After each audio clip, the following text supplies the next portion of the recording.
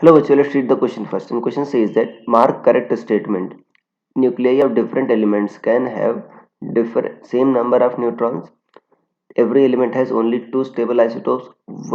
Only one isotope of each element is stable. All isotopes of every element are radioactive. So students, सबसे पहले आपको समझना होगा की कंसेप्ट क्या यूज हो रहा है. सो की कंसेप्ट इज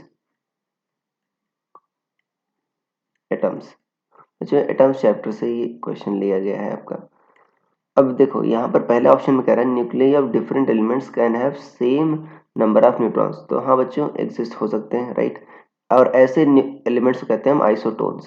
कहते हैं हम आइसोटोन्स. जैसे फॉर एग्जांपल अगर आपका 7n14 हो गया, राइट, इसमें कितने न्यूट्रॉन्स है 7. और 8o15 हो गया, राइट, तो इसमें भी कितने न्यूट्रॉन्स है 7. तो ये दोनों क्या है बच्चों, आइसोटोन्स हैं.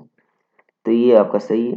बी कह रहा है every element has only two isotopes. नहीं बच्चों, टिन के बहुत सारे स्टेबल आइसोटोप्स हैं. फॉर एग्जांपल टिन आपका 112, मतलब एटॉमिक नंबर क्या है इसका 112, 117, 119, 132 है, 133 है. तो ये सारे बच्चों क्या है आपके स्टेबल आइसोटोप्स हैं. तो ये तीनों तो बच्चों आपके स्टेबल है, राइट. ये तीनों आपके स्टेबल आइसोटोप्स हैं. तो ये जरूरी नहीं कि सिर्फ दो ही स्टेबल आइसोटोप्स हैं. तो ये तो गलत हो गया. कह रहा है only one isotope of each element is stable. नहीं बच्चों, ये तीनों आपके देखो स्टेबल हैं. तो ये तो गलत हो गया. डी कह रहा है all isotopes are every element are radioactive. नहीं, ये भी सही नहीं है बच्चों, ये तीनों स्टेबल है. तो ये आपका सिर्फ ऑप्शन नंबर ए सही हो गया बच्चों. So I hope you understood it well. Best of luck.